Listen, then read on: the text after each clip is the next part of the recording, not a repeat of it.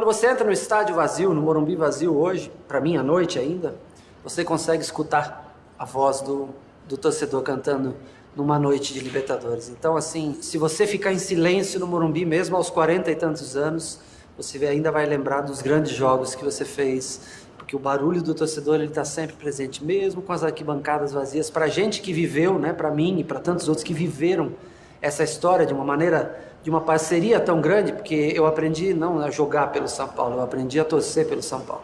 Então, esse barulho, a cada vez que eu entro no estádio, mesmo não podendo mais jogar, ele se faz presente comigo. O tricolor, tu és a paixão, o tricolor, tu és a alegria, o tricolor, tu és meu viver, o tricolor, eu amo você. Como eu te amo, tricolor, como eu te amo demais. No dia que tu não existir, eu não quero sorrir nunca mais. Salve o tricolor paulista, amado clube brasileiro. Tu és forte, tu és grande, dentre os grandes és o primeiro. Tu és forte, tu és grande, dentre os grandes és o primeiro. Ó tricolor.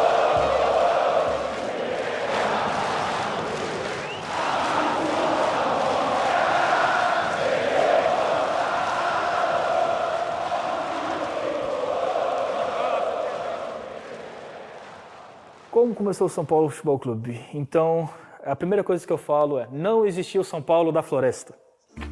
São Paulo é um só desde 1930. Mesmas cores, mesma camisa, mesmo símbolo. São Paulo Futebol Clube nasceu da dissidência de jogadores e sócios do Clube Atlético Paulistano, que havia abandonado o futebol, se uniram com o clube, a Associação Atlética das Palmeiras. O Paulistano foi o primeiro grande clube brasileiro, tinha feito aquela viagem para a Europa, para a França principalmente, em 25, foi quando o mundo descobriu o Brasil, futebolisticamente falando.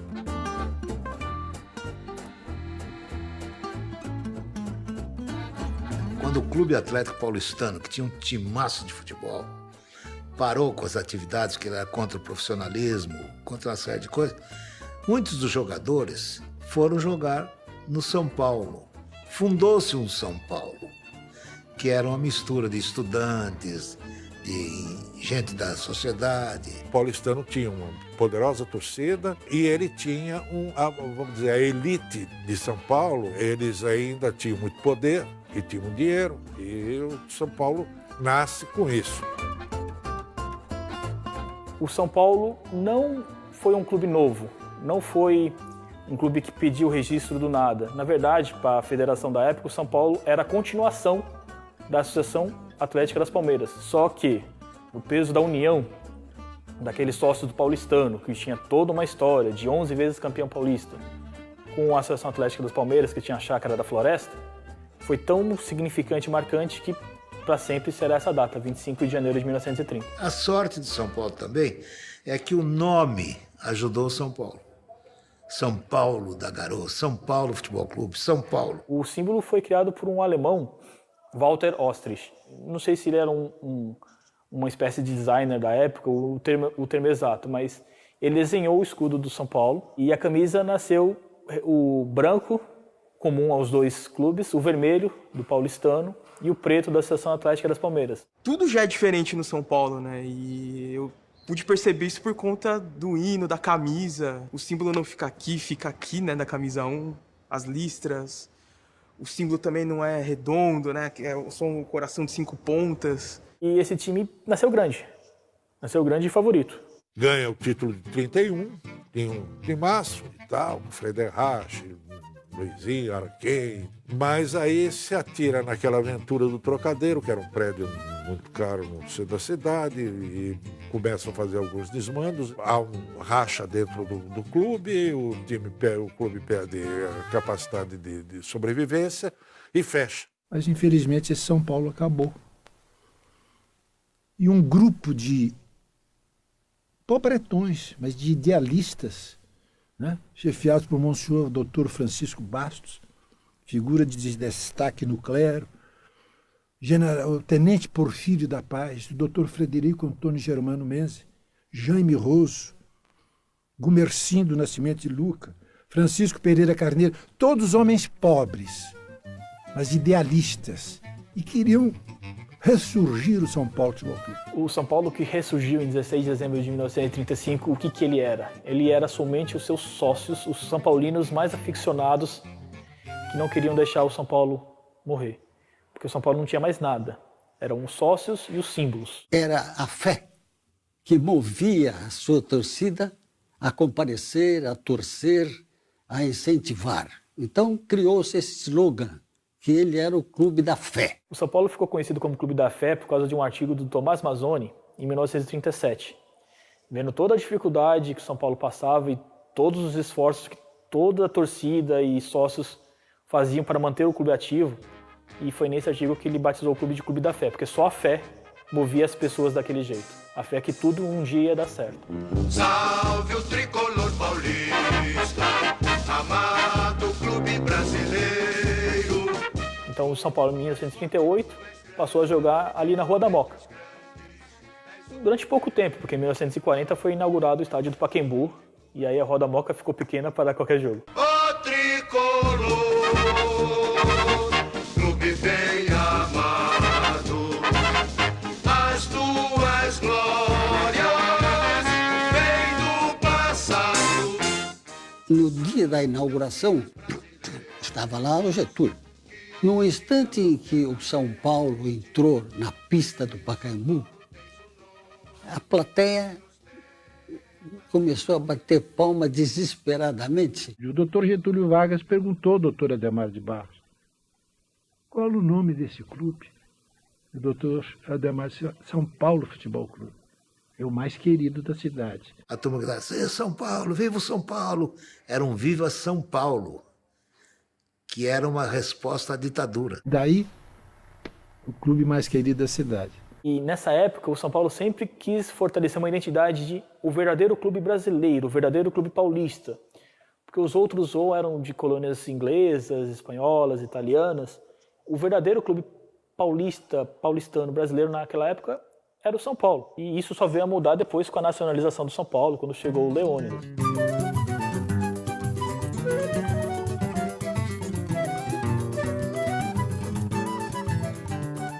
O Leônidas tinha parado de jogar no Flamengo. E aí nasceu a ideia, no São Paulo, de promover algo impensável na época, porque custaria muito caro. Estava com problema de joelho, ninguém acreditava muito que ele tinha futuro, já estava meio veterano, ele já tinha lá chegando aos 30 anos. O Leônidas estava longe de ser um bonde, tinha sido um grande jogador, formado naquelas várzeas cariocas, formado ali São Cristóvão. No dia que ele chegou na estação Roosevelt, tinha milhares de pessoas lá. E ele ficou entusiasmado. O Leônidas foi carregado nos braços do povo até a sede do São Paulo, na Avenida Ipiranga. Foi um acontecimento inusitado, e muito mais inusitado a estreia dele. No dia 4 de maio de 42, ele estreou pelo São Paulo, no Pacaembu, no jogo que até hoje é o recorde público do Pacaembu contra o Corinthians. Foi 3-3 o jogo. O que ele conhecia de futebol era uma coisa fantástica, porque ele era um homem bastante completo. Ele batia bem de pé esquerdo e pé direito, cabeceava bem. Então ele tinha todas as qualidades para ser um atacante completo, e ele era. No terceiro jogo dele, contra o Palestra, um clássico, ele fez o primeiro gol de bicicleta e o Geraldo José de Almeida foi a loucura no rádio.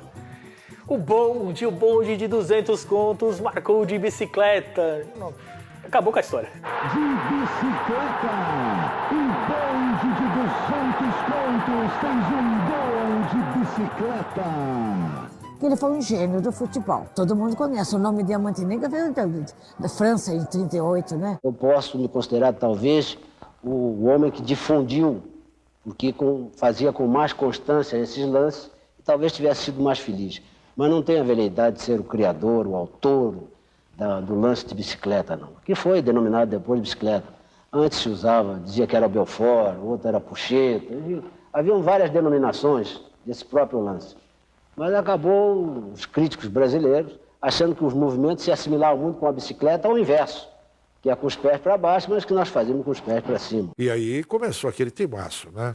Gijo, Pioli, Renganeschi, Luizinho, Sassi, Leônidas, Remo, Pardal, Teixeirinha. E essa equipe acabou sendo conhecida como rolo compressor. Esse time começou a dar ao São Paulo uma super força. E então os adversários do São Paulo diziam que ele seria campeão quando a moeda caísse de pé. Se der cara é o Corinthians, se der coroa é o Palmeiras. E o representante do São Paulo inconformado. E o São Paulo?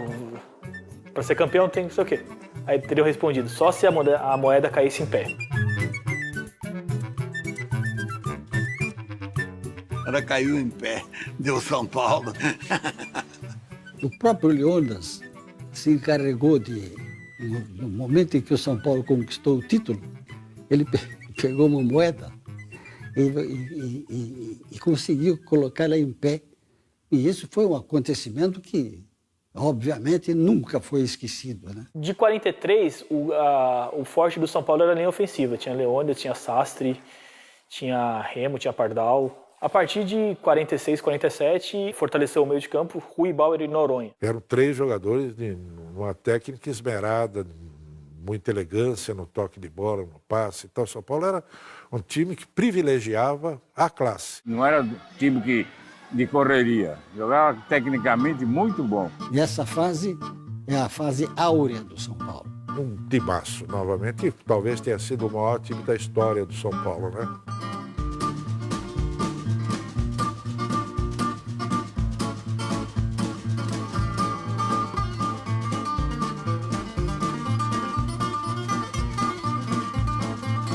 O São Paulo não tinha estádio. O São Paulo tinha o Canindé. E o Canindé era um tanto vergonhoso. Muita gente fala que o São Paulo, na Revolução, na guerra, tomou conta daquele clube que pertencia aos alemães. Não foi bem assim. A área toda pertencia ao senhor Vanucci, que vendeu para o São Paulo Futebol Clube. E era um campinho que cabia 5 mil pessoas, 10 mil pessoas no máximo. Que era mais um campo de treinamento. Eram 2 grandes times em São Paulo, Palmeiras e Corinthians, 2 estádios em São Paulo, né? O Parque Antártica e a Fazendinha. O São Paulo era o novo, né? Um belo dia, eu me dirigi ao presidente do São Paulo Futebol Clube e digo, escuta aqui, por que nós não construímos um estádio? Ele falou, por quê? Porque nós não temos dinheiro. E era verdade. Porém, eu disse a ele, mas o dinheiro tem que vir do sócio, do torcedor, porque se nós admitirmos a ideia da possibilidade de construir um estádio, você não tem a dúvida que tem milhares de São Paulinos que vão aderir. Muita gente pensa que a venda do Canindé foi o começo do Morumbi. A venda do Canindé serviu para pagar as dívidas do São Paulo Futebol Clube. E o Morumbi foi lançado praticamente sem dinheiro, com a venda de ideias. E nos anos 50 começa com Cícero Pompeu Toledo e tal, e a turma lá, a desenvolver o projeto do Morumbi.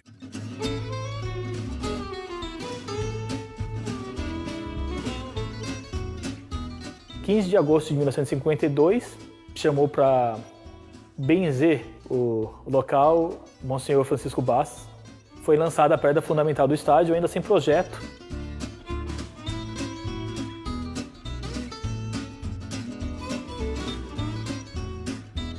E é claro que para fazê-lo, havia que sacrificar alguma coisa. E o que se sacrificou foi o time de futebol. Além de futebol, o São Paulo começou a manter equipes de atletismo. Ademar Ferreira da Silva foi campeão de boxe com Éder Joffre, família. Então ele foi ganhando dimensões de um clube poliesportivo.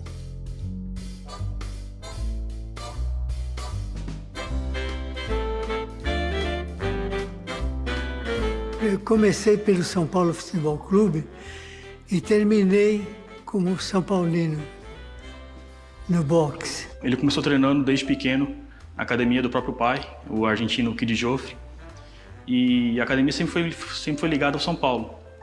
Então, enquanto ele era atleta amador, ele era um atleta filiado pelo São Paulo Futebol Clube. Depois que se profissionalizou, perde esse vínculo, só que ele sempre manteve isso no coração.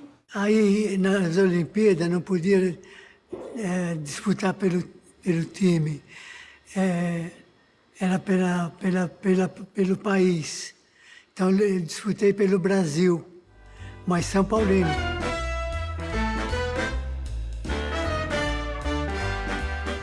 E aí que é um ponto que muito torcedor confunde. Muitos pensavam que as estrelas douradas eram por causa do Mundial, do futebol, mas não era por causa dos recordes mundiais do Ademar Ferreira da Silva. Durante muitos anos, eu participei com a camisa do São Paulo Futebol Clube, a ponto de a diretoria reunida modificar estatutos e que fosse colocada na bandeira do São Paulo, logo após 52, uma estrelinha de ouro. No México, ao recobrar para o Brasil o recorde mundial, o São Paulo colocou a segunda estrelinha. São as duas estrelas que tem na bandeira do São Paulo. Porque recorde mundial de atletismo e Olimpíada e Pan-Americano não era fácil. E o Ademar foi fantástico, fantástico. Eu sou São Paulino e sempre dei o meu sangue para o São Paulo Futebol Clube.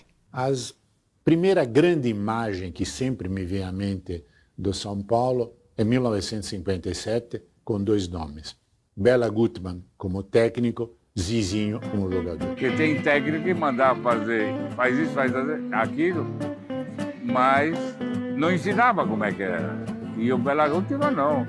Ele imaginava mais ou menos o que ele queria e fazia a gente jogar a forma mais fácil possível. Era de um lado para o outro, do outro para cá. Era um negócio de zigue-zague dentro do campo. Para ver o Zizinho, você tem que calcular um cara que ninguém tira a bola dele, que passa perfeitamente, que cobra faltas maravilhosamente bem e com raça. Na minha opinião, e de um tal de Pelé, foi o jogador mais completo que eu vi jogar, né? E o Zizinho veio e deu o campeonato 57 para o São Paulo. Era uma equipe forte, tecnicamente muito boa, e foi campeão com muita facilidade, não tinha dificuldade de jogar. Portanto, o São Paulo tinha uma grande equipe.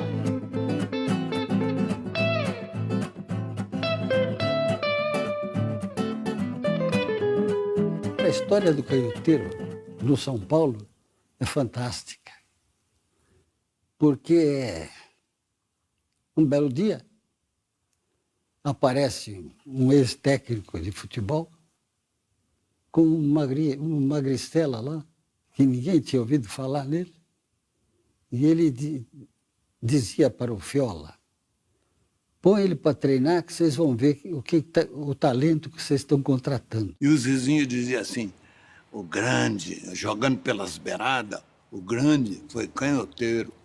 E a Garrincha era um louco. O Zizinho me disse isso. Foi a maior ponceira que eu vi jogar no mundo. Foi o canhoteiro. A bola podia vir vesga do jeito que fosse, ele punha a ponta do pé esquerdo, trazia a bichinha. Driblava, ele driblava para fora, para dentro, no meio das pernas. Fazia o diabo, não dá para acreditar. E cruzava sempre na cabeça dos caras. Eu vi o canhoteiro perguntar sempre pro seu João, era o cozinheiro. Falei, seu João, não vai esquecer da minha vitamina. E ele, pô, eu comigo pensava, pô, mas esse cara joga tanto, que vitamina que ele toma? Acho que eu também vou, né? Vai marcar nessa, né? Na cozinha do Pacaembu tinha 2 entradas, né?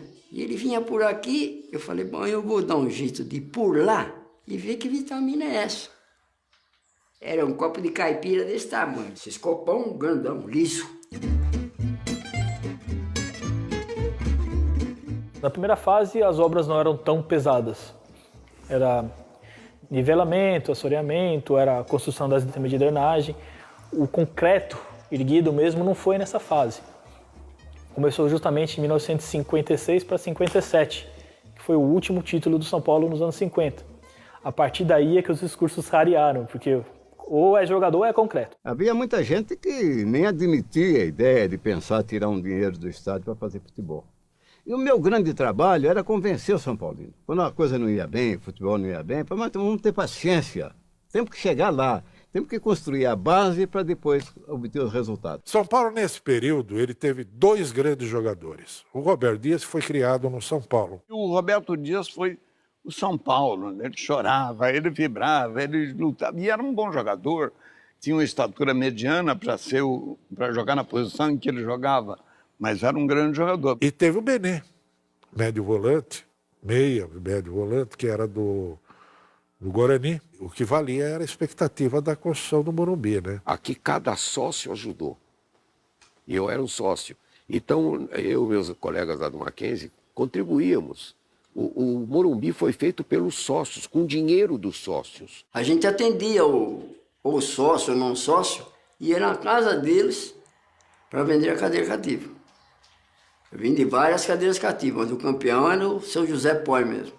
Não havia São Paulino que não tivesse o prazer de receber a visita do astro que ele idolatrava, né? O Morumbi é o sonho tricolor que o saudoso Cícero Pompeu de Toledo plantou e que Laudo Natel e seus companheiros fizeram germinar. O São Paulo Futebol Clube, que tinha de seu apenas 11 camisas e uma tradição de fé inquebrantável, hoje é isto. Um clube que honra o slogan de São Paulo, a cidade que mais cresce no mundo. É o maior patrimônio esportivo já construído pela iniciativa particular. O monumental estádio Cícero Pompeu de Toledo já é uma realidade. Este é o São Paulo Futebol Clube de hoje, que não para de crescer. Sua fé fez brotar do solo do Morumbi um sonho que parecia impossível. Toda inauguração provoca interesse, não apenas na torcida, mas ao público em geral, porque inaugurava-se o melhor e o maior estádio de São Paulo. Esse dia foi um dia de glória, inauguração do Morumbi.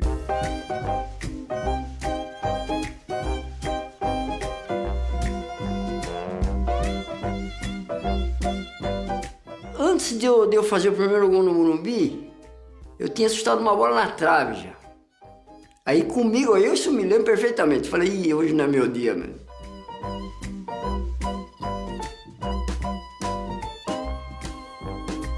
Aos 12 minutos, o Sporting que estava atacando, o Fernando Sato, ele desarmou, entregou para o Gonçalo, e eu desloquei para o meio, e o Jonas foi para a ponta direita. E o Gonçalo lançou o Jonas. E o Jonas caprichou no cruzamento e eu subi na frente do Gino Orlando e fiz o gol. E como foi um meio mergulho, a imprensa já saiu logo na semana seguinte falando, não, agora não é mais gol de mergulho, é gol de peixinho. Quando você fala São Paulo, você associa o Morumbi. Por exemplo, se o São Paulo tivesse que sair daqui hoje, ia criar uma crise de identidade brutal, porque não vai ser mais o São Paulo do Morumbi. Um estádio que, como diziam na época da construção, era para ser do tamanho do sonho do São Paulo, do tamanho do sonho do São Paulino. Eu acho que foi o melhor investimento naquela época, um sonho que parecia absurdo. Eu acho que foi a melhor coisa que o São Paulino fez. Todos estão sempre aqui comigo, torcendo por esse clube, por esse time, por esse estádio que nós transformamos sempre no campo dos sonhos. Você não imagina, quando eu chego perto do Morumbi, a satisfação que a gente tem. São coisas indescritíveis, sabe? É difícil você pôr para fora o que você sente.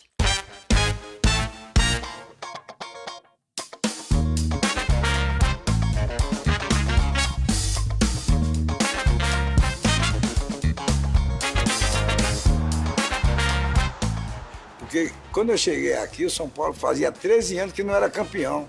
Mas eu não ligava. Aquela contenção de despesa, né? Que estava construindo o estádio, então não tinha uma equipe daquela boa mesmo. Naquela época se investia mais no estádio, né? Aí já começaram a investir no plantel, onde se formou equipes poderosas na década de 70. Então fui jogar com o Gerson, Pedro Rocha, Toninho.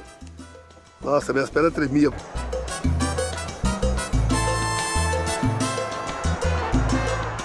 Pedro Rocha era um jogador extraordinário, uma figura humana incrível. Era um jogador que, ao mesmo tempo, era meio armador, ele era um goleador. Pedro era um jogador brilhante, era um gentleman, né, jogando futebol. Ele dava muita força pra gente que era jovem, né? Tinha o Muricy, tinha o Serginho, tinha o Zé Carlos. Aquele time de São Paulo de 70 e 71 ganhava de 1-0, 1-0 era goleada. Todo fechadinho atrás, bola pro Gerson pro Teto, troma com o goleiro, Toninho vem e faz o gol. Sai, entrando Teto, sobrou para Toninho, atenção, caiu o primeiro gol, Toninho!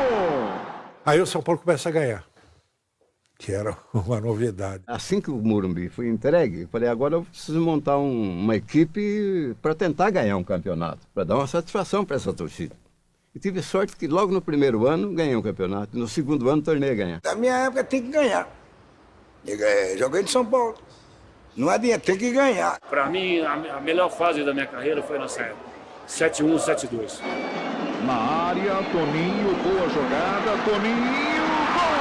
Participei da Libertadores de 72, mas a grande frustração foi a de 74. Chegamos na final com o Independente.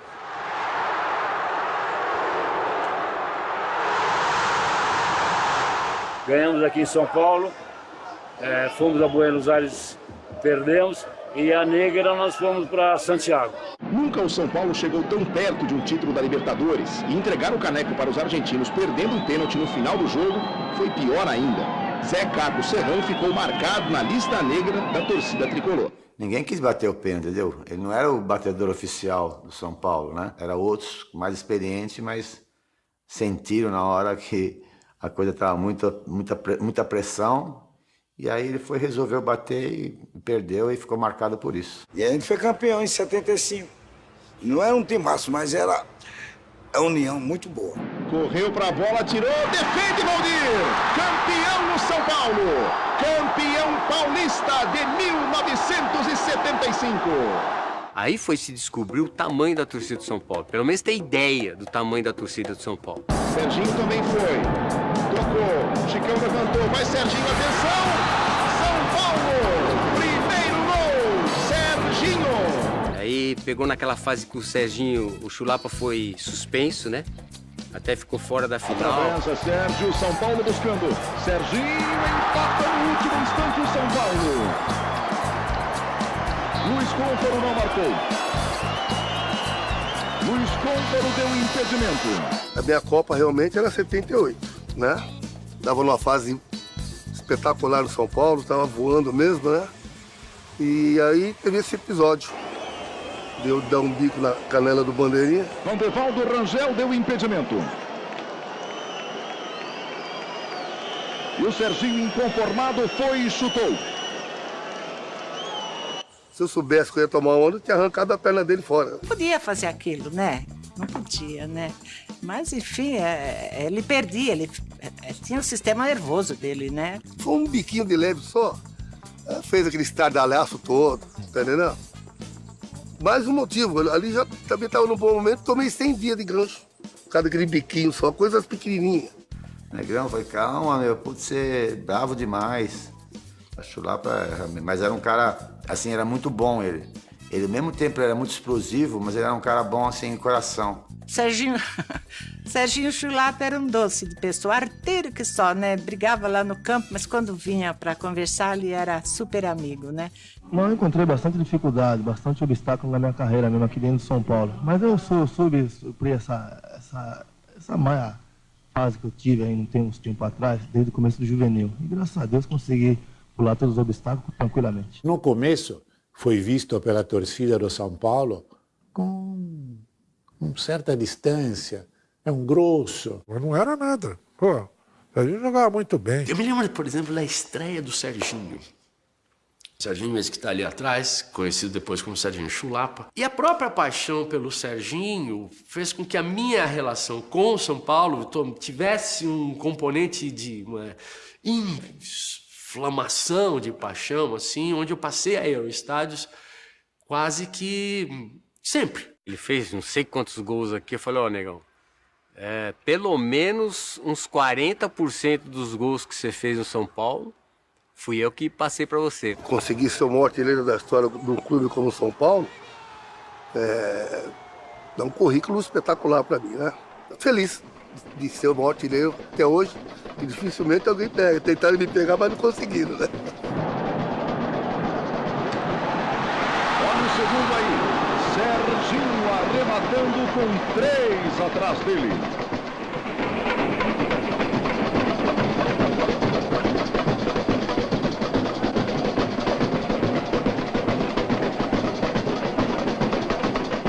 A forma do campeonato era diferente. Era por grupos, classificava. Então, na hora H, o time funcionava. E nós sabíamos que o Atlético ia ser muito difícil. E nós fomos para lá com aquela dúvida, né? Jogava Reinaldo, jogava Serginho ficou, tá suspenso, aquela confusão toda. Aí domingo de manhã tocou o telefone, aí era um dirigente de São Paulo, e falou, mas você tem que pegar o Chulapa, e trazer ele aqui para Belo Horizonte. Eu falei, você tá louco, essa hora, onde que eu vou encontrar o Chulapa? O Chulapa deve estar numa balada ainda, acho que lá era 9 horas da manhã. O Chulapa, eu não vou encontrar ele nunca, cara. O jogo era 4 horas.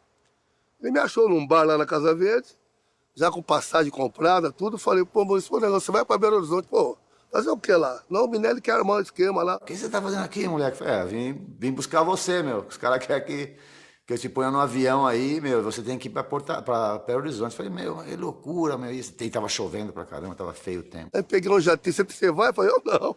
Aí eu fui sozinho, né? Maior medo, né? Uma chuva que tava lá também. Aí foi com uma estratégia do Minelli. Aí cheguei no Mineirão, entrei no vestiário, troquei de roupa, né? Comecei a fazer o aquecimento e o Minelli deixou a porta aberta. Era tudo uma encenação, porque não podia jogar. Aí o técnico do Atlético entra em pânico.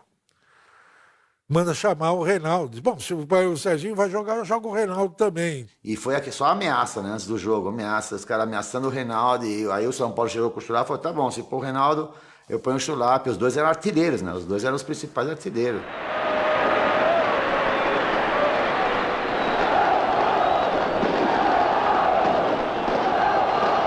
E acabou que aconteceu do empate. E eles não conseguiram fazer nada também. Tiveram chance nenhuma, tal. E foi pro pênalti. Pênalti agora é na malandragem, né? Eu saí fora, porque eu não sou de bater pênalti. A coisa voltou para mim, né? Eu falei, pô, eu preciso dar tirar um pouco a concentração desses jogadores. E eu comecei a falar, né, que o Atlético, vocês estavam nervosos, os jogadores estavam nervosos, que o Atlético tinha a responsabilidade de ganhar, que eu ia crescer dentro do gol, que o gol ia ficar pequenininho. Autoriza Toninho Cerezo. Inicia uma caminhada, bateu, errou Toninho Cerezo. O humor desequilibra as pessoas. É a maneira mais inteligente de se fazer. Ele fazia isso, aquilo deixou o pessoal do Atlético, que era um time melhor na época. Até chegar a cobrança do Márcio, a última cobrança. Aí eu cheguei e passei a mão nele, né? No bumbum dele. E ele olhou para mim assim e tal. Eu falei, esse já tá no papo. A torcida do São Paulo agora é para que o Atlético erre essa cobrança de pênalti. Zé Sérgio está fazendo sinal para o Valdir que a bola vem no canto direito dele. Atenção, partiu Márcio, errou! O São Paulo é campeão brasileiro de futebol de 1977. Vitória da raça, vitória da vida, vitória do São Paulo. Por isso é que São Paulo é o clube da fé. Quando na verdade ninguém esperava, o São Paulo consegue chegar até lá. Só uma coisa importante, Rubens Minelli, tricampeão seguido do Brasil. Nós tivemos realmente muita satisfação de ver o nosso trabalho coroado de êxito, porque o São Paulo, tido e havido e desacreditado quando nós iniciamos o trabalho, foi uma equipe que teve uma conduta regularíssima. O Minelli foi o treinador assim que começou no Brasil mudar o futebol brasileiro, o Minelli. Ou seja, foi na época o cara que eu mais aprendi no que diz respeito assim, a futebol tático, que antes não era tanto assim, né? Então ele começou a inovar. Na falha da zaga, o Valdir Pérez. Preparou, tocou, Serginho, gol! São Paulo tinha feito investimento, vários jogadores chegaram, né? E deu certo, né? Eu acho que tanto com 80 como 81 o time era fortíssimo. Pode levantar outra vez, essa é perigosa. De cabeça, Renato, gol! Boa bola para Mário Sérgio, lançou Everton, bateu, soltou o goleiro Serginho! Golaço do São Paulo! Era Renato, Paulo César, Dario Pereira, Oscar. Foi mais ou menos a base de 80, foi a base de 81. Oscar era um jogador que cabeceava muito bem, se posicionava, não era tão técnico, e o Dario já era muito mais técnico, sabia jogar. Então combinou muito bem o futebol dos dois e formou uma dupla de zaga mesmo excepcional. Um completava o outro. Na hora de sair pro jogo, saiu o Dario. Né? Na hora de segurar o jogo, o Oscar que comandava ali na defesa para segurar o jogo. O São Paulo, nessa época, nesses 10 anos, ou era campeão ou era vice, campeão ou vice. Então não tinha crise. Agora com perigo, bola perigosa lá na entrada da grande área, subiu o Renato Sá ajeitou para Baltazar, dominou, golaço! Pena que não ganhou aquele campeonato, né? Era só as injustiças de finais, né? Só que o Grêmio também tinha um grande time, né? Enfim.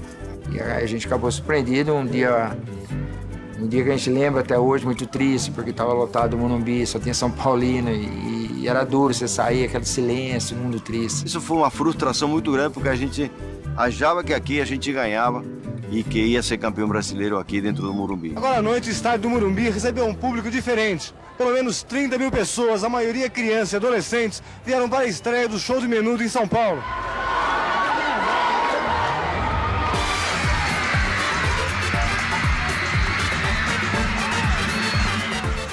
Onde eu me apaixonei realmente pelo São Paulo, sobre qualquer aspecto, foi dos Menudos. São Paulo vai ser agora, se segura na cadeira, vai ser agora, Sidney, que golaço do São Paulo! Aí você fala, né? Se levanta o peito e fala, sou São Paulino, né? E pode falar o que você quiser, mas o time que a gente tem, ninguém tem. Eu entrei como Menudo, assim, meio de gaiato, tal, que já era um pouquinho veterano, já tava com 25 anos, era mais pros meninos que estavam começando. Aí o levantamento pra segunda trave, pra Sidney, bateu cruzado, o Miller emendou, gol! Acabou pegando os meninos, os Menudos do Cilinho, né, na época, que era o Cilinho como treinador, com a sua fantasia, com a sua criatividade monstruosa. Foi bom, porque os jovens da época começaram a olhar o São Paulo como um representante dessa juventude. Nelsinho para Careca, opa, belo tiro, golaço de Careca! Golaço de Careca! O São Paulo tem um ótimo time, o São Paulo faz uma campanha sensacional e eu não tenho medo de transportar isso aos meus jogadores, à minha direção e principalmente à nação São Paulino. Vai terminar, vai ser agora! Acaba o jogo de... Salve o tricolor paulista, amado clube brasileiro. Realmente, o São Paulo tem muitos jogadores técnicos, muitos jogadores habilidosos, uma equipe realmente fantástica e foi comprovado no campeonato da temporada passada. Então a gente dava sustentação para os jogadores novos, né, jogar, né, e ficar tranquilo que a gente segurava atrás. Né? Então tinha uma mistura boa, né? Silas e Miller eram jovens, Sidney jovem. Aí já tinha Careca e o Pito um pouco mais experiente, né? Que dava sustentação. E aí no meio tinha o Bernardo e também jogou Falcão. Né? Então, dessa forma, o time não tinha problema. Teve a saída do Serginho Chulapa, que tem seu histórico espetacular dentro do São Paulo. E teria que tentar fazer o igual ou tentar fazer melhor, né? Então, enfim, era uma missão bastante interessante. Área.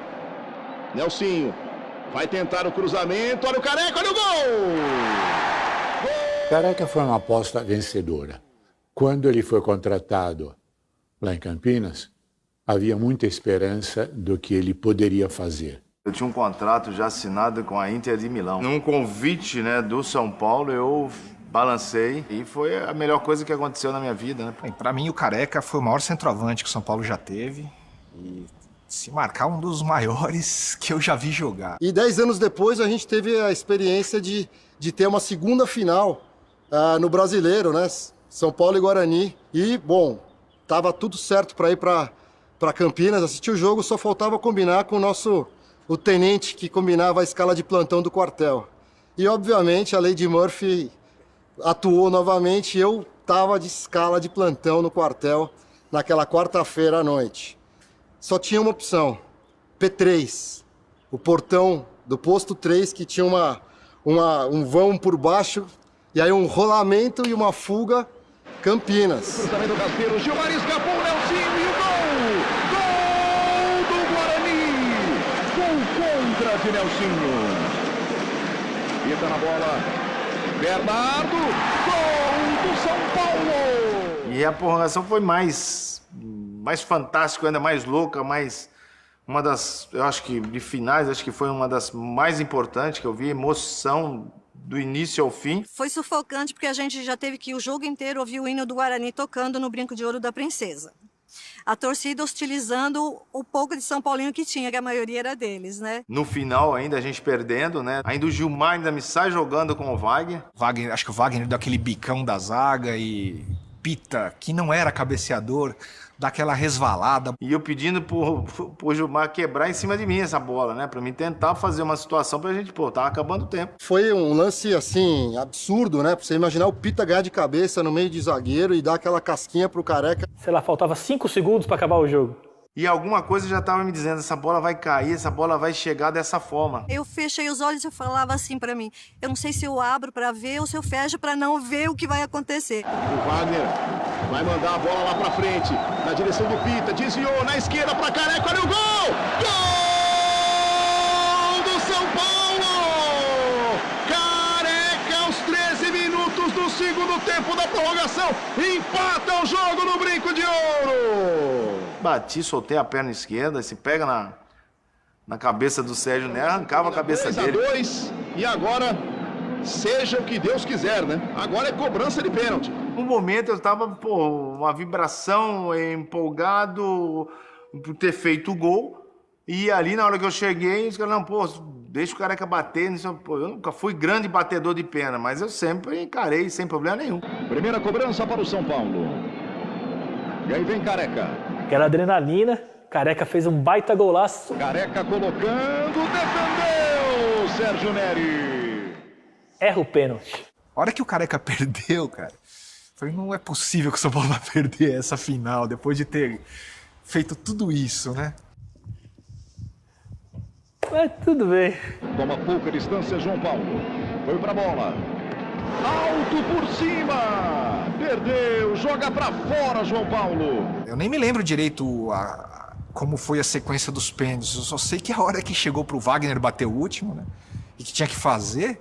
Nossa, cara, ajoelhei e comecei. Essa bola tem que entrar, cara. Atenção, torcedor tricolor, o São Paulo pode ser campeão brasileiro agora. Wagner vem pra cobrança, vai ser agora. Wagner! Gol! São Paulo campeão brasileiro de 86. São Paulo campeão, uma semana de detenção usando verde, da farda. Mas embaixo tava a camisa do tricolor, porque eu fiquei feliz, preso, vendo o jogo, não tinha o que fazer mesmo, vendo o jogo, replays, e foi o primeiro título brasileiro que a gente assistiu aí com o Tricolor, que foi emocionante com um grupo de amigos lá no Brinco de Ouro. E aí perdeu o Careca, mesmo assim em 87 ainda foi campeão com o Lê, e depois foi campeão de novo em 89. Foi a época que o São Paulo começou a perceber que a prata da casa era um bom caminho, viu? E acho que desde então começaram a aparecer jogadores, tem apostado nessa ficha até hoje, Cotia, enfim. Esses caras são os pais de Cotia, né, os menudos. Ali o São Paulo realmente se firmou com uma grande torcida, a torcida cresceu, até o ponto do Tele Santana, que realmente, né, trouxe uma galera jovem pro São Paulo. O primeiro grande São Paulo da minha geração, que nasceu no começo da década de 70, foi a tal máquina tricolor do início da década de 80. Aquele time começava com o Valdir Pérez e terminava no Zé Sérgio. Depois, esse apelido voltou também na fase do Tele Santana com um nome mais moderno. Virou a máquina mortífera.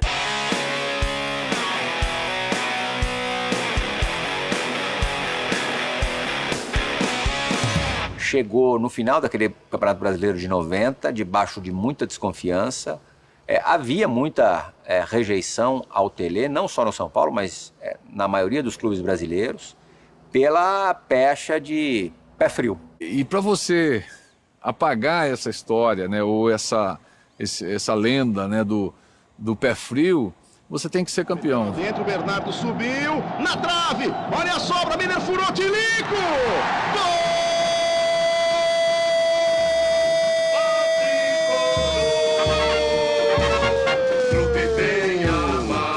Mário Tilico para o São Paulo, 3 minutos do segundo tempo! É um título importante. Eu já tive outros títulos como jogador, como técnico, mas esse foi, eu diria, só especial, porque era o único estado que eu não tinha conseguido ganhar um título ainda, era São Paulo. Ali apareceu um time espetacular. Uma cena que é inesquecível, a gente no vestiário, eu, o Miller, não sei o que, a gente subiu no muro, assim, e a torcida invadiu, e os jogadores todos em cima lá do muro, cantando o hino junto com a torcida, assim, foi uma coisa inesquecível, assim. Foi a segunda conquista do São Paulo no ano. Foi campeão brasileiro e campeão paulista. E a comemoração começou aqui no vestiário, regada a água. Tá faltando um título mundial agora pro São Paulo? Faz tempo, né? São Paulo já conquistou tudo aqui dentro, tem que pensar maior. Tele Santana, pra mim, eu lembro muito dessa imagem de ser um cara que tá sempre na beira do gramado, que se não contenta muito ficar no banco de reservas e pensando no jogo, e jogando junto. E cara que conhecia futebol muito bem, foi um grande jogador. Ele impunha aquela maneira de jogar, ele impunha alguns fundamentos de passe, principalmente passe, ele não admitia o cara errar um passe. O Cafu mesmo, um jogador que com a força de vontade que ele tem, ele melhorou demais jogando ali pela lateral direita, vai, treina, domina, passa, cruza, ele cruzava tanta bola, eu dizia para Cafu, quando você vai fazer um cruzamento que joga a bola para fora, eu fico vermelho de frente da televisão, de vergonha de ver você fazer isso, porque a culpa não é bem sua, não, é de quem te dirige, é quem treina você, que não ensina. Ô, Cafu, não, Cafu, não! De vez em quando a gente reúne o pessoal, ainda começa a imitar o que o Tele falava, né? Mas uma coisa importante do Tele, eu falava pra todos os meninos que treinavam com a gente. Se o Tele tá pegando no seu pé, tira isso como uma boa, tira isso como uma lição, cara.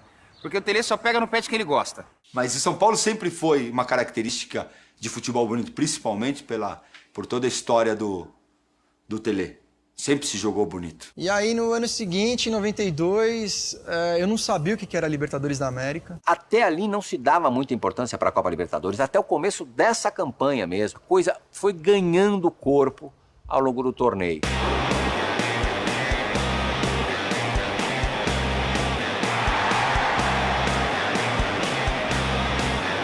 Convenceram o Tele começou a dar mais importância para a competição, foi avançando as fases.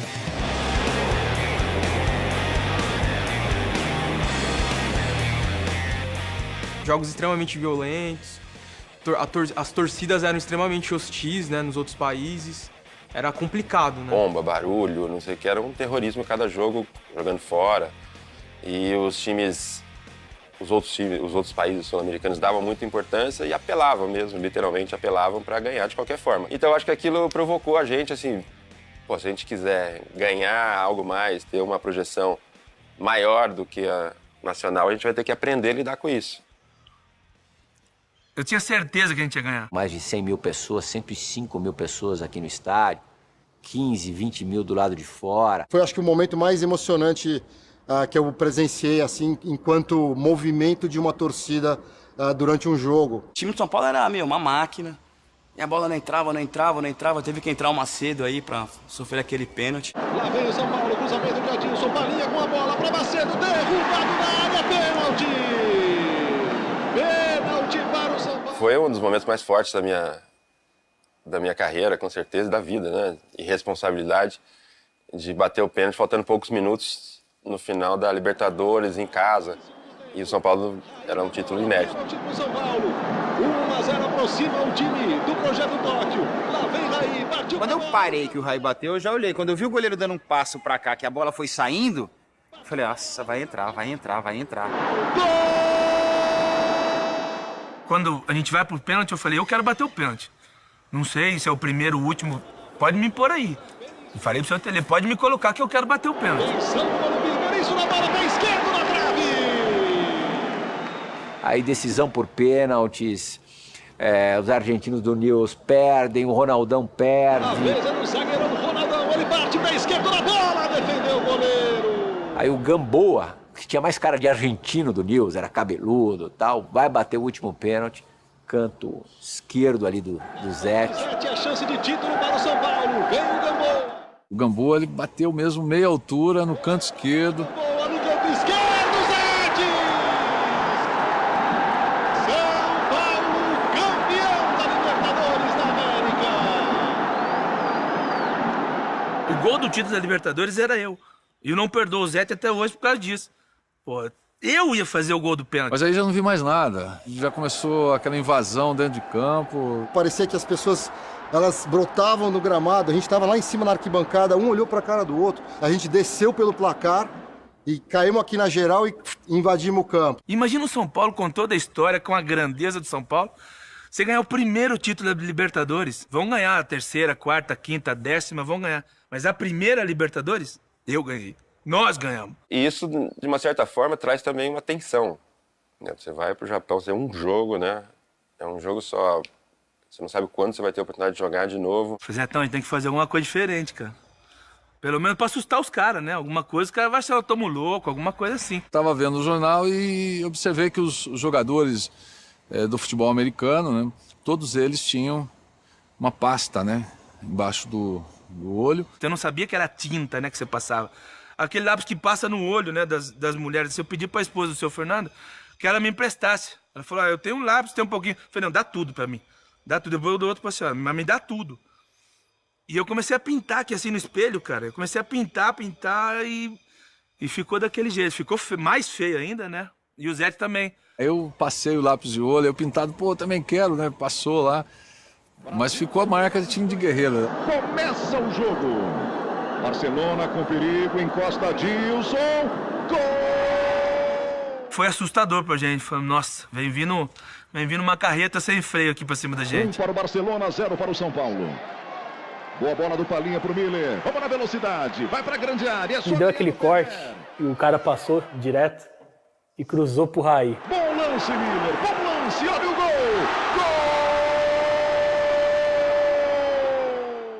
Segundo tempo, sem prorrogação, São Paulo 2-1. Vamos liquidar o Barcelona, liquidar. Os dois de Raí tá branco. Falta, Raí. Deu certo o Ronaldo, Palinha tentou. Falta. Aquela jogadinha de bater por cima da barreira, a gente fez o ano todo e nunca deu certo, né? Eu tava ali do lado, cara, tava do lado, eu falei, Raí, faz o gol que é o gol do título. Raí, faz o gol que é o gol do título, velho. Faz o gol que a gente não perde mais. Atenção do Raí. Tenta contra, viu, amigo? Pode bater até um pouquinho mais alto. Olha o Raí. Gol! Vendo a imagem dela entrando assim, acho que vem de 2 anos de trabalho, né, tudo que significava. Né? Tem a questão do Tele, as Copas do Mundo que ele merecia e não ganhou. O sacrifício de cada um ali foi uma convicção muito grande, assim, que 2 anos de sacrifício valeu a pena e essa turma merece. E aí, a hora do gol, eu falei, acabou, somos campeão. Até o sol saiu naquele minuto. Eu trabalhava de garçom na churrascaria, na minha terrinha, Atalaia. Eu ali na bandeja, para servir a mesa. Quando o Raí fez aquele gol de falta, a bandeja voou da comemoração. Os clientes molhou os clientes todos. E eu fui mandado embora do serviço por causa dessa comemoração.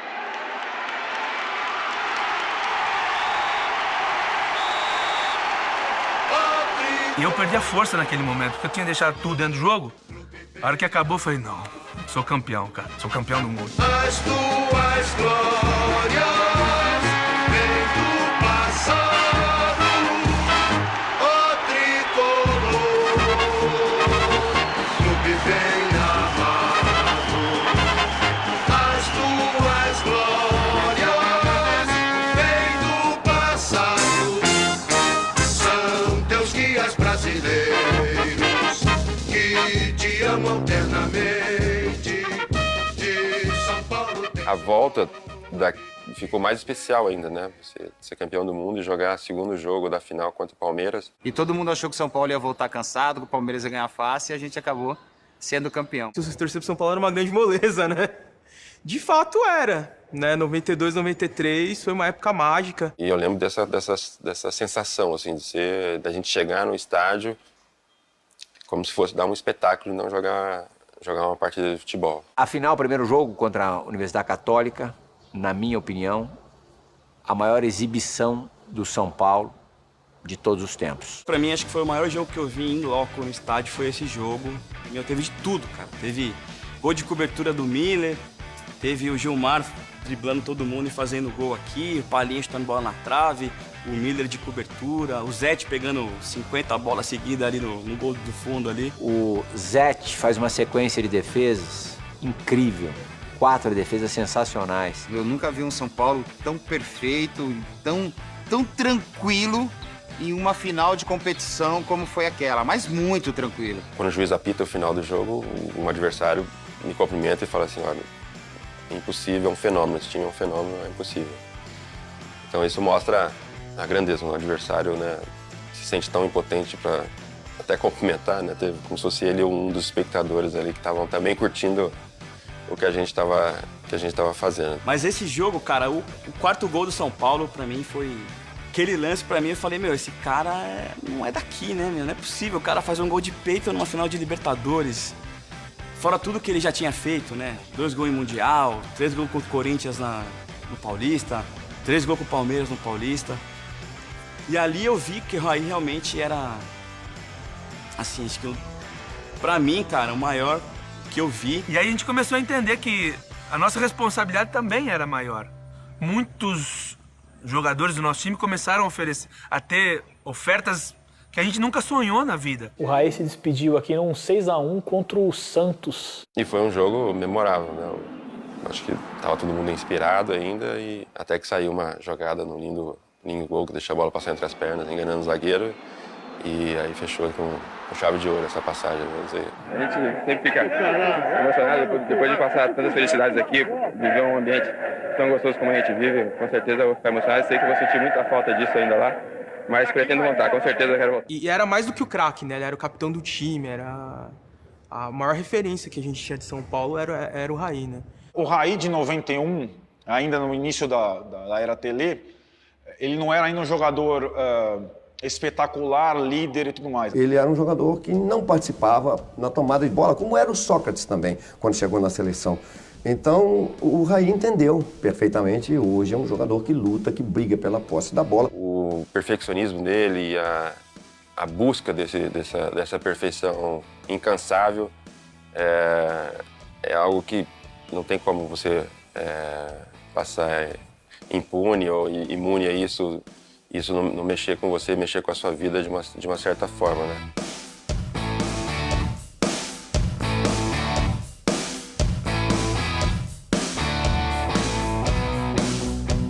O cara fazia gol em todo jogo decisivo, cara.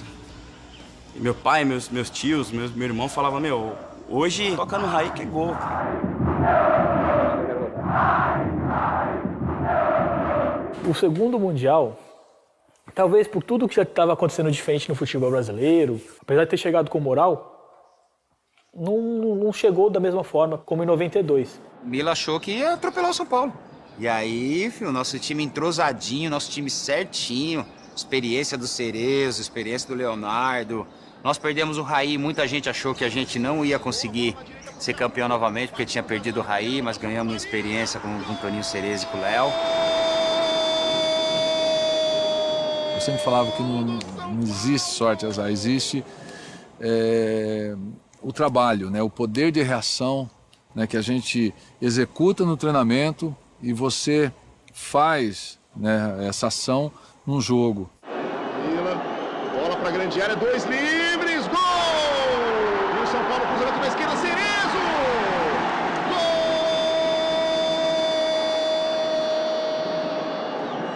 Gol! Olha o desvio e o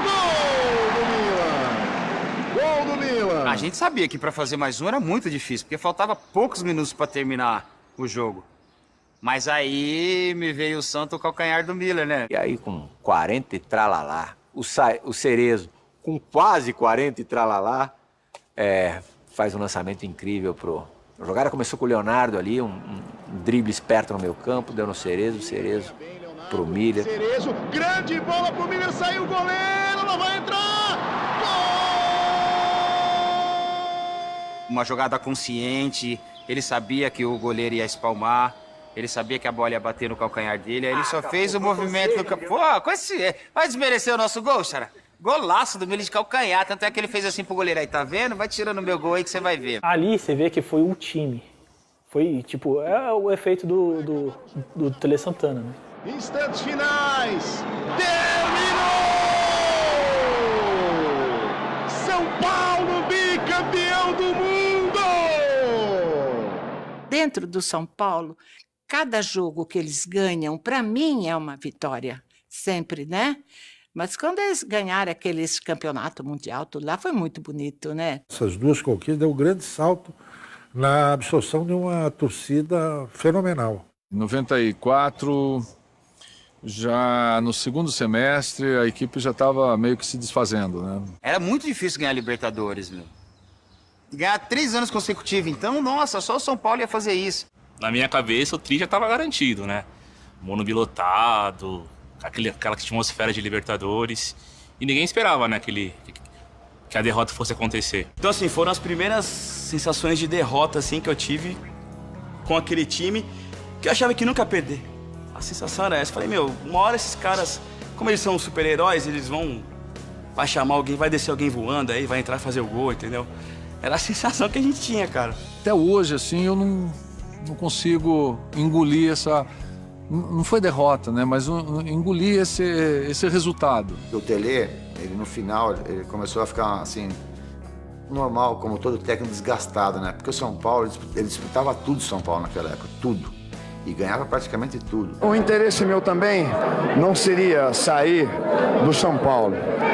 O que eu estou precisando, eu acho que é justo, é um maior descanso. É a única coisa que eu estou precisando. E como eu fui jogador dele, né, do Tele, e eu estava na base, e ele falou, tá, vamos tentar o Muricy. Aí ele começou a me trazer lá, e aí ele saía um pouco assim de férias, e eu ficava tomando conta do profissional e dos juniores ao mesmo tempo. Até que ele gostou e falou, agora você vai ficar aqui. Aí tive que sair da base e fiquei só com ele. Primeiro que é um time que, assim, visto em agosto de 94, não poderia não encher os olhos de ninguém. Ele, visto 10 anos depois, você diria, pô, era um baita time, né? Só enfrentava o time com o time principal. E sempre na molecada, sempre na alegria, sempre, sabe, deixando os caras fazer o que eles gostavam, que era jogar bem, correr, porque tinha muita saúde, o time tinha muita saúde, né? E aí foi dando certo, foi tomando corpo, né? Foi o título mais importante, entre aspas, da minha carreira, porque foi a partir dali que as pessoas começaram a ver a possibilidade de existir um goleiro que pudesse jogar no São Paulo. Em 96 eu lembro que o Zé sai e o Rogério ainda tinha aquela coisa de, pô, a gente não sabe direito quem ele é e tal. Então foi sofrido demais. Essa sensação de um início de declínio, que foi mesmo. São Paulo começou a ter um declínio, começaram a sair esses jogadores. Era evidente que aquilo estava acabando, se imaginava que o Tele pudesse promover aquela reformulação. Mas eu já também acompanhando bem o Tele, sentia que a energia dele já não era a mesma, então o futuro de São Paulo era um tanto quanto sombrio. Eu que cheguei aqui para ficar 2, 3 meses, estou há 5 anos. Portanto, é realmente uma data especial para qualquer técnico. Eu acho que devia ser assim nos outros clubes também, a permanência de um técnico, mesmo até nos momentos difíceis. Porque o Tele foi uma estrela que brilhou no São Paulo, né? Ele levou São Paulo à glória, né? Eu via quando chegava, que ele saía fora do Brasil, vinham os troféus de carrinho, né? Era um atrás do outro. Eu acho que o Tele veio para se glorificar no São Paulo. O Tele, ele trouxe uma maneira de pensar e de valorizar o futebol, e de valorizar o treino, de valorizar o campo de jogo. São coisas assim que realmente revolucionaram. E no São Paulo, graças a Deus, ele deixou a marca, e uma marca profunda, muito, muito linda. Eu acho que o Tele conseguiu conseguir transferir a paixão que ele tinha pelo futebol para o torcedor do São Paulo, né? E é muito difícil uma torcida ter como principal ídolo um técnico, né? Isso é muito raro. Eu acho que não existe outro clube no Brasil com essa sinergia com o treinador, a ponto de o Tele, ainda hoje, ter o nome dele cantado nas grandes vitórias do São Paulo. Isso é espetacular.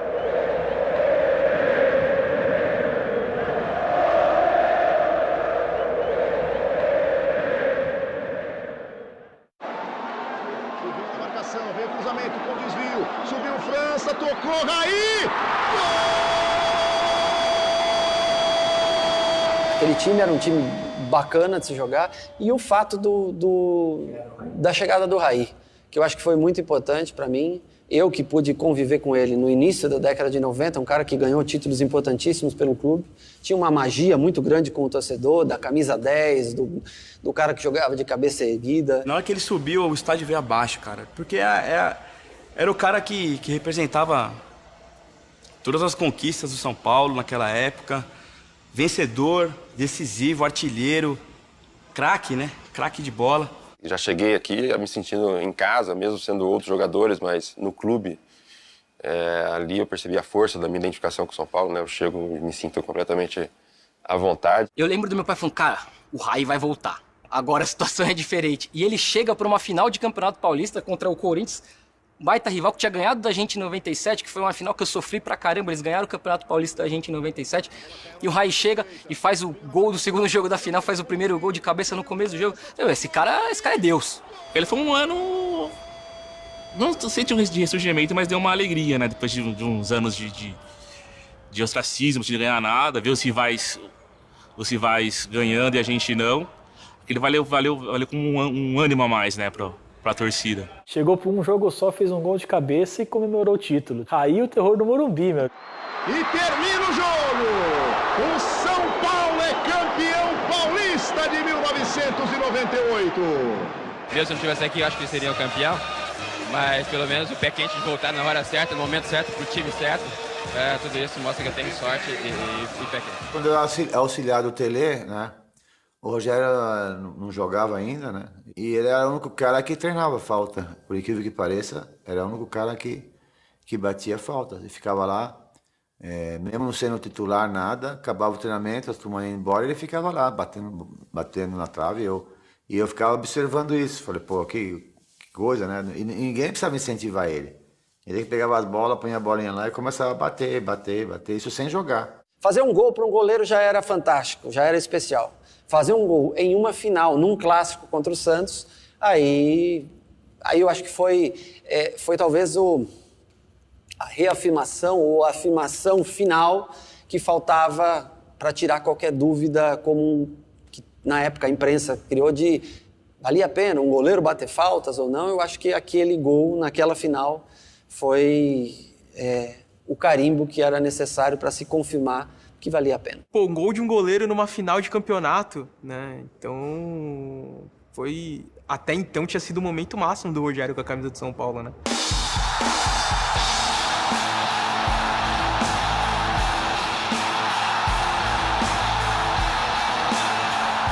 Tive a oportunidade de entrar e mostrei que eu tenho condições, por isso que eu tô aqui. Mas o principal é ajudar o São Paulo a ser campeão. E qual a sensação de conquistar esse título inédito, Kaká? A alegria é muito grande, né? De conquistar um título que o São Paulo não tem. Fico feliz de poder ajudar. 2000 foi o jogo que surgiu o Kaká, né? O Kaká foi apresentado ao mundo. Na última Copa São Paulo que ele disputou, ele foi reserva. Ele era centroavante, foi reserva. Absurdo, coisa dele. Aí ele começou a aparecer mais no time de base, foi lançado no time titular com meia. O Kaká foi importante por, primeiramente, valorizar a produção interna do São Paulo, que continuava investindo em base, sempre crescendo. O Campeonato Estadual foi perdendo força. O torcedor de São Paulo, viciado em Libertadores, queria isso ou brasileiro, menos que isso não importava. São Paulo só voltou para a Libertadores em 2004.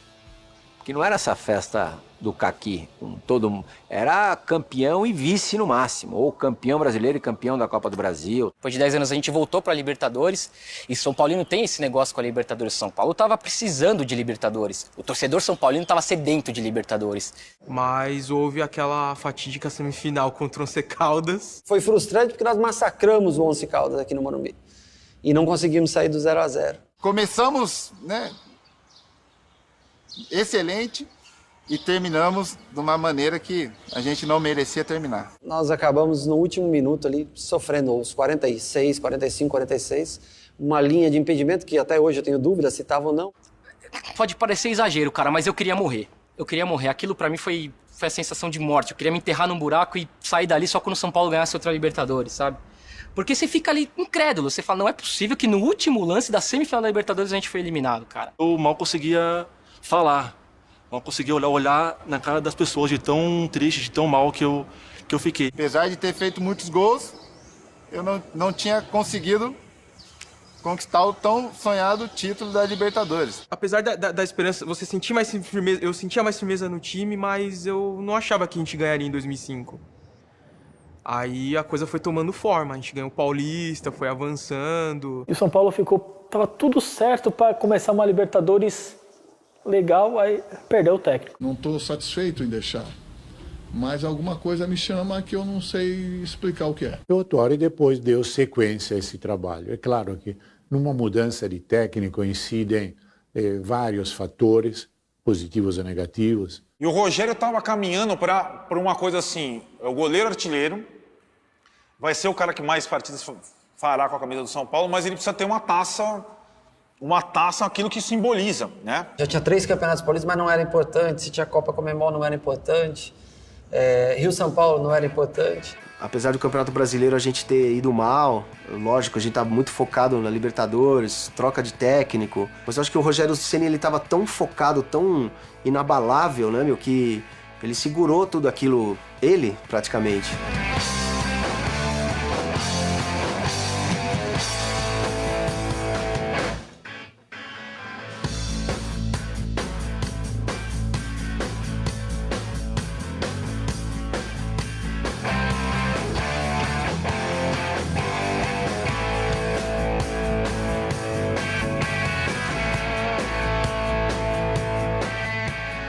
Aquele grupo, um grupo muito bacana, mesmo com a perda do grafite naquela competição, a chegada do Amoroso em cima da hora para os jogos semifinais. E aí aquele time começa a ganhar forma, começa a ganhar cancha. Trabalhei na semifinal contra o River Plate em Buenos Aires. Dos jogos que eu vi o São Paulo fazer fora do Brasil em Libertadores, foi o melhor. O São Paulo foi o senhor absoluto do jogo. Quando me entrevistaram, falaram, e agora? Agora pode mudar o nome de Morumbi para Morumbi. E não tinha nem jogado, não sabia nem quem a gente ia enfrentar na final. A coisa mais gostosa que tem na Libertadores, que eu lembro mesmo, que marcou, a chegada no Morumbi. Você vê aquele mar de gente assim indo pro Morumbi, aquilo é fantástico. O que mais tem nessa hora é gente que chega e fala, cara, isso é só futebol, sabe? Os caras estão ganhando um monte, você tá aí, sofrendo. Não é, cara. Isso aí é o responsável por eu estudar e trabalhar de bom ou de mau humor, sabe? Os caras que entram ali vestindo a camisa do meu time são os caras que eu admiro, são os caras que eu quero torcer, são os caras que eu pago pra vir aqui gritar o nome deles, que eu tomo sol, tomo chuva, que eu viajo, que eu gasto o dinheiro que eu ganho ralando no trabalho. Então, pode até ser só futebol pra você, cara, mas pra mim não é. Pra mim isso aqui é sério, cara. Pra mim isso aqui é difícil. Quando machuca, é muito difícil. E quando a gente ganha, cara, é uma felicidade que parece que tudo na minha vida tá legal. E 2005 foi assim. 2005 foi a grande prova pra mim que tudo que eu tinha feito até então tava valendo a pena. E aquele foi um atropelo, né? Aquela final ali parecia realmente a final de 93 de novo, que eu tava revendo. Só que em vez do Zete era o Rogério, em vez do Raí era o Danilo, em vez do Miller era o Amoroso. O São Paulo passeou, né? 4-0, numa noite também mágica. Ver o time voltar a levantar taças importantes foi fundamental e foi um brinde, um prêmio para a nossa geração que sofreu tanto assim, né? Entre 94 e 2004, né? Esse é meu time de coração, eu jogo aqui faz 15 anos. Precisava desse título. E agora já pode trocar o nome para Morumbi, né? O Rogério levantando a taça, que era uma imagem que A torcida São Paulina esperou demais, torceu demais para acontecer, mas mais do que os tantos milhões de São Paulinos aí que estão espalhados pelo mundo, o Rogério esperou demais aquele momento. Ele teve uma Libertadores soberba, o Rogério. Ele não só, como goleiro foi excepcional, como ele fez gols absurdos. Ele estava tudo que o cara fazia dava resultado. Eu só talvez conseguiria finalizar minha trajetória no São Paulo quando eu conseguisse voltar ao Japão numa outra condição. E aquela noite nos deu a oportunidade de carimbar o passaporte para o Japão no final do ano. O favorito era o Liverpool, de não sei quantos jogos invictos, não sei quantos jogos sem tomar gols. Lembro de assistir o jogo contra Liverpool e Saprissa, né? E os caras torcendo pro Saprissa, os meus companheiros de time, né? E eu falo para eles, né? Eu disse, pô, mas vocês têm certeza? Vocês acham mesmo que... E outra coisa, você já imaginou ser campeão do mundo, São Paulo e Saprissa? Nunca ninguém vai lembrar da gente. E aí deu a lógica, deu o Liverpool no final. E talvez aí um dos momentos mais especiais, que foi aqueles 90 minutos contra o Liverpool. E contra o Liverpool é uma aberração, né?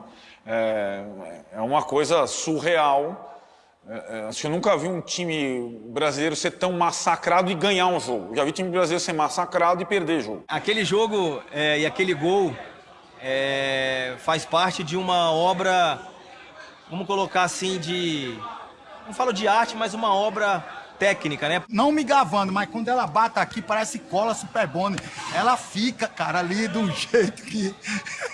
O Fabão lançou ela numa força tão grande, quando ela bateu, ela começou, não dava pra fazer o pivô. Aí eu escutei o Mineirinho passando e gritando. Aí eu dei aquele alá Ronaldinho do Paraguai, porque só ele, Ronaldinho Gaúcho, Zico, pra dar um passe daquele, porque eu já tentei 1000 vezes e não consegui. Eu tive a sorte de aparecer ali, talvez foi a única chance daquele jogo, clara, de gol.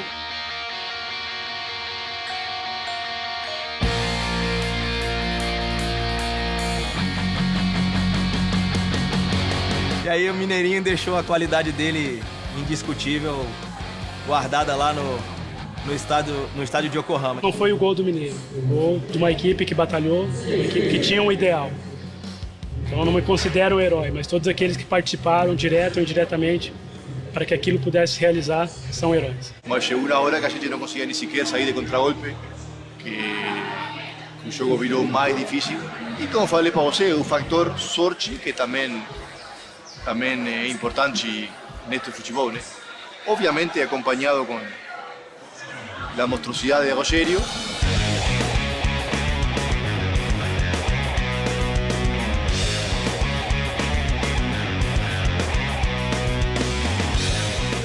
Algumas atuações dele, como a do final do Mundial, aquilo é suficiente para o cara entrar para a história do time, certo? Aquela defesa da falta é impressionante. O Liverpool poderia estar chutando bola até agora, que o Rogério tá pegando tudo.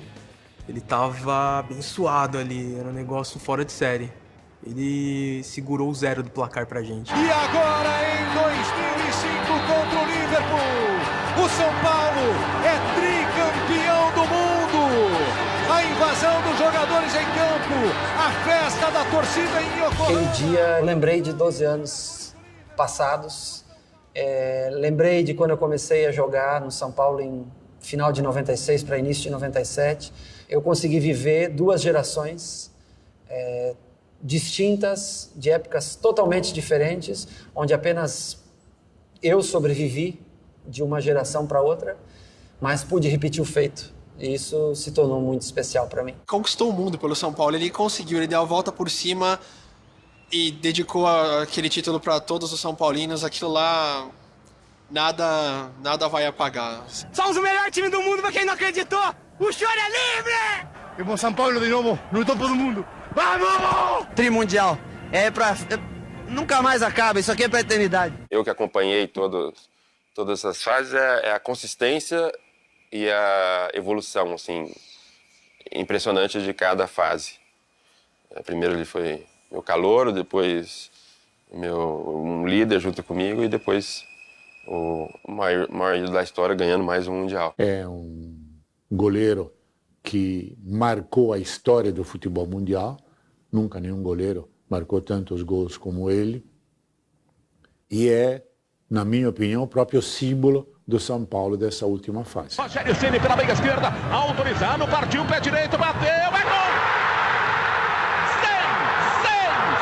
O gol 100 ficará para sempre. Daqui a mais 100 anos, daqui a 90 e tantos anos, quando se completar 200 anos da história, com todo respeito ao adversário, mas esse gol será lembrado. Algumas coisas na vida ficam para sempre e esse gol ele vai ficar para todo e qualquer São Paulino, da idade que for, da época que for, esse gol será lembrado. Não tem como você falar de São Paulo e não falar do Rogério, e falar do Rogério e não falar de São Paulo. E o amor da torcida por ele, acho que reflete tudo que ele fez pelo clube, né? Falar que ele é o maior ídolo da história é um pouco complicado, porque passaram tantos outros nomes pelo São Paulo, assim, tão importantes quanto ele, né? Leônidas, Canhoteiro, Pedro Rocha, Dário Pereira, Raí, mas o Rogério tá nesse bolo, assim, nesses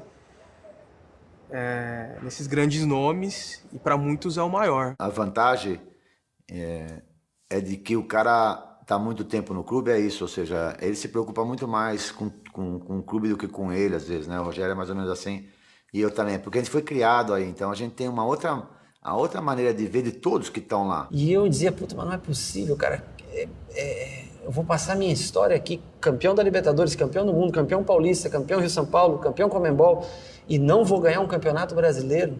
E aí se tornou uma obsessão, mas com um começo muito difícil, com a derrota da Libertadores seguinte, de 2006, a final. Ser torcedor é essa montanha-russa aí, cara. Ser torcedor é isso.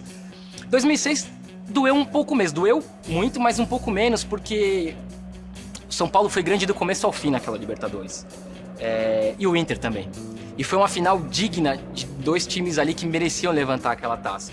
Até hoje não tem um dia pior que aquele, porque tava tudo na mão, a gente tava tudo encaixadinho. Um jogo de final não se pode errar. Errei, paciência. O gol também que nós tomamos tava tudo encaixado, tava os nossos melhores cabeceadores, tava os melhores defesas, o nosso time era muito alto. Foi o pior dia, porque aquele time tinha tudo para ser campeão da Libertadores, que era um time muito forte.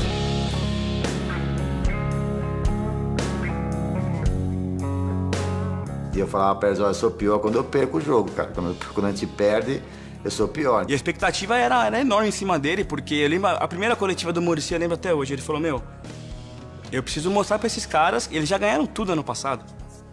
Eu tenho que me virar aqui para colocar fome nesses caras de novo. A gente perdeu a Libertadores, jogo seguinte, Cruzeiro, Mineirão, pelo Brasileiro. Um jogo que a derrota era muito provável, São Paulo toma 2-0 logo de cara. O Cruzeiro tem um pênalti para fazer o 3-0 e afundar a gente, né, em crise, né? E o Rogério pega o pênalti e vai lá e faz 2 gols no jogo, empata o jogo. Aí eu falei, cara, a gente tá vivo nesse campeonato aí, dá pra brigar. Todos os campeonatos que você analisa, você sempre vai achar um jogo mais importante do campeonato, né? Eu acho que esse jogo foi um dos mais importantes pra gente em termos de moral. O nosso time ficou muito forte depois disso.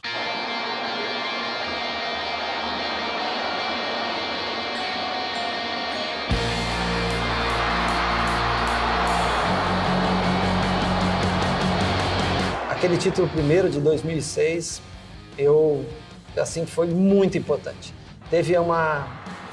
Foi equivalente à importância dele, pelo tempo que a gente não conquistava, ao Mundial do ano anterior. E eu acho que foi a extensão, porque foi Paulista, Libertadores, Mundial e Brasileiro num espaço de 1 ano. Um momento em que a convergência entre o que gosta o torcedor do São Paulo e o que mostrava o time aconteceu na plenitude. Bicampeão brasileiro com 4 rodadas de antecipação, fato que não voltou a ocorrer. E o São Paulo conseguiu fazer times que iam se reciclando, mas sempre com essa característica. Daqui é trabalho e tem que ralar a bunda no chão para ganhar os jogos.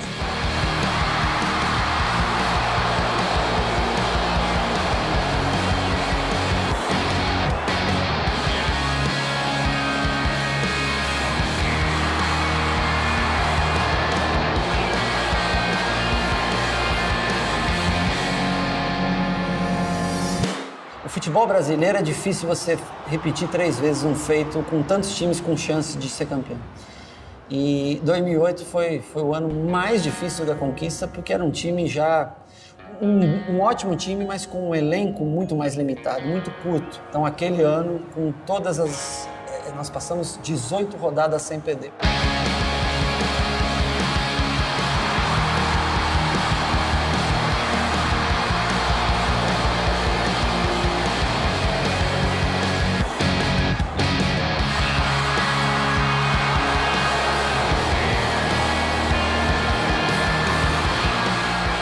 Do campeonato ninguém falava do São Paulo, todo mundo já tinha colocado ele de lado.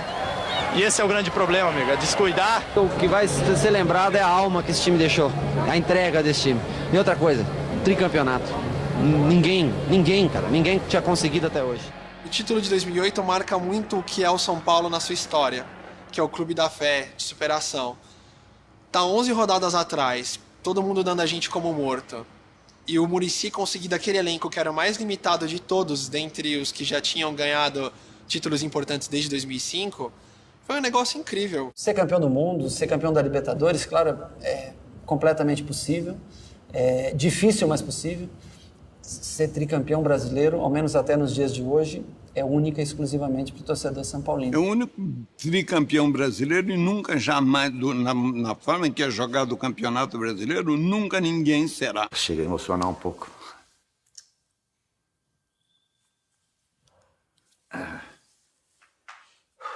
É difícil, né, no nosso país ser técnico e ser reconhecido, como você falou. Isso aconteceu comigo, eu estava no jogo contra o Cruzeiro na Libertadores agora, que eu estava em casa, estava aqui sozinho.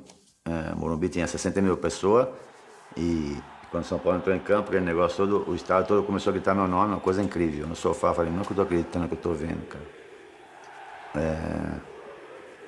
Como essa torcida é incrível comigo, né? Porque eles gritaram o nome do Tele, é normal e acho que tem que ser feito sempre mesmo, porque o Tele fez muita coisa por esse clube, o Tele ensinou muita gente a ser sério, a ser correto, né?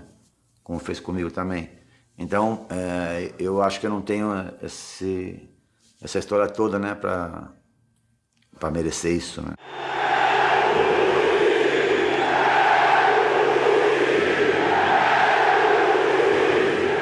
Eu fico muito feliz, primeiro, por ele, por ter tido a oportunidade de ser campeão pelo São Paulo como atleta e retornar ao clube e ter o carinho que esse laço que se criou com o torcedor são paulino. É um ídolo.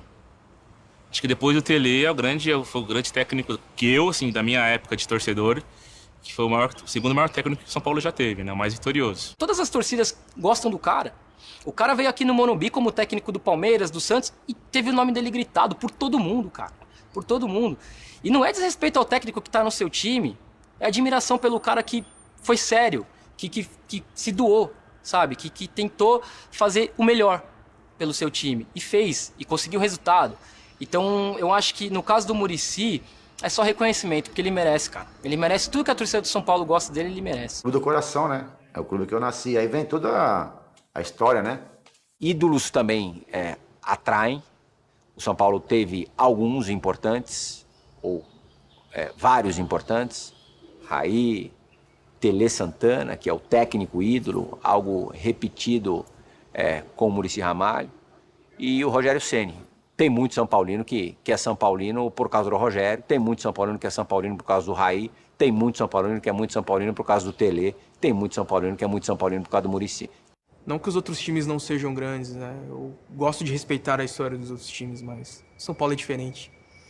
E esse coração de 5 pontas mostra isso como ninguém, resume isso perfeitamente. Eu acordo, olho para esse escudo aqui e eu falo, caramba, eu torço para isso aí. É isso aí que eu amo, é esse time que eu quero estar junto pelo resto da minha vida, que não meça esforços para estar junto. Mesmo quando eu não estou com uma camisa do São Paulo, eu sinto que eu levo o escudo dentro de mim, sabe? Então é essa relação que eu tenho com o São Paulo, com esse escudo aqui.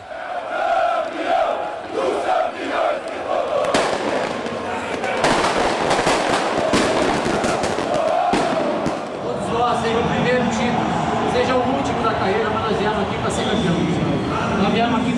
viemos para conquistar. Olha os sonhos que a gente carrega, não só dos 60 mil caras, 70 mil que estão ali. O meu sonho de 20 anos atrás de ser campeão, vocês também carregam, e eu também carrego. Nada no mundo que pague o sentimento de subir esse túnel. Só sobe esse túnel os poucos que têm capacidade de subir, principalmente quando veste essa camisa. Com Deus, vivo, pra vitória.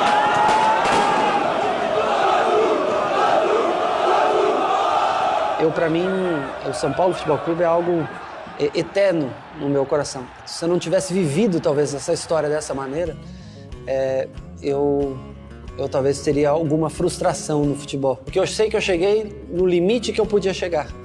E sei que eu cheguei no lugar onde eu queria chegar. Eu não cheguei jogando futebol, que é um desejo de todo garoto. Eu cheguei jogando futebol no time que eu queria jogar.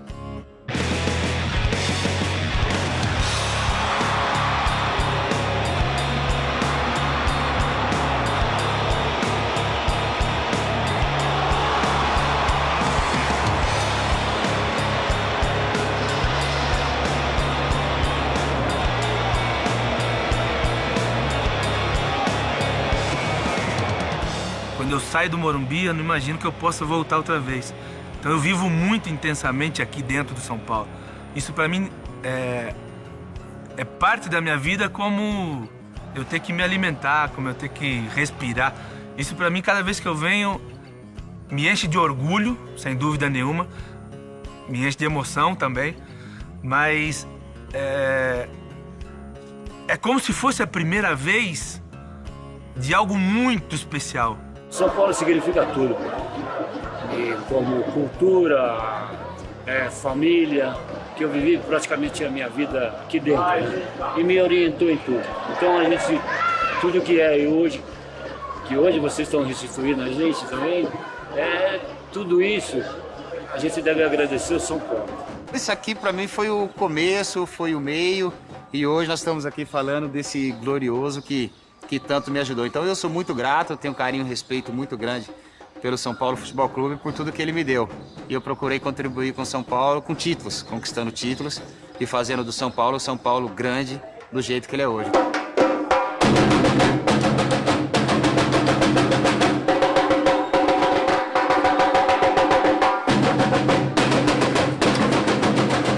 A minha vida pessoal, profissional, foi construída mesmo com muito orgulho no São Paulo, né? E eu defendo essas cores sempre. Minha vida, não tem jeito.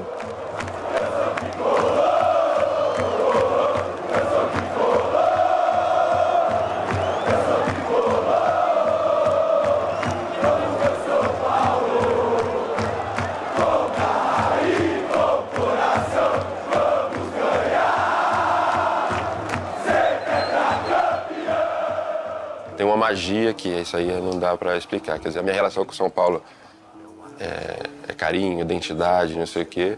E a torcida é que dá a magia em tudo isso. São Paulo, São Paulo, meu amor, meu amigo, não abre, estou contigo, sou torcedor do tricolor. A massa São Paulina é mente muito fina, que torce na chuva ou sol, do futebol, do Patropi, só mais é o tricolor do Morumbi. É um orgulho, além da paixão. Tipo, às vezes o orgulho tá acima da paixão, não sei te dizer.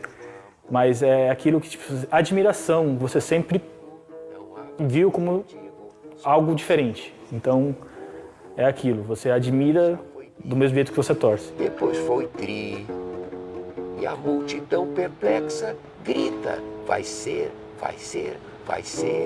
hexa. Aqui vive o amor dentro do São Paulo Futebol Clube. Eu falo assim que, eu não sei, viver sem o São Paulo, para mim vai ser muito difícil. Porque é como se eu sou o São Paulo, eu não sou torcedor, eu sou o São Paulo Futebol Clube. A história do São Paulo, para mim, é bastante conhecida, porque joguei lá, trabalhei lá, fui diretor lá e fui presidente. Então, praticamente, eu vivi a vida São Paulina, como eles falam. A minha geração é uma geração muito privilegiada, né, do São Paulo Futebol Clube. Porque, desde 77, quando conseguimos o primeiro título brasileiro de expressão realmente, né, foi hexacampeão brasileiro, tri-libertadores, tri-mundial, e eu vi tudo de perto, né, isso, acompanhei tudo de perto, né, que outro torcedor, né, numa relação com o seu time tem todo esse privilégio. Eu costumo brincar que eu sou São Paulo desde que nasci. Eu nasci com pele branca, olho preto, cabelo vermelho. Sendo São Paulino, mais uma vez, o que eu acho que tem de diferente é porque ele é o melhor, entendeu? É muito melhor. É ser São Paulino, ser paulista, paulistano. Para mim, o São Paulo é tudo isso. São Paulo, já diz tudo. É onde que eu vivo, é onde que eu moro. Então, ser São Paulino, para mim, é tudo. A minha maneira de ser paulistano, de agradecer a São Paulo, é ser São Paulino. Porque isso aqui tem as 3 cores desse estádio. Não se esqueçam nunca. São Paulo é São Paulo. O amor pelo clube, ele é eterno e inteiro. Ele é algo que não se desfaz. A minha história com esse clube, ela será levada até o fim da minha vida. Ô tricolor, clube bem amado, é a paixão. Amado clube brasileiro, tu és forte, tu és grande, dentre os grandes é e sempre será o primeiro. Salve!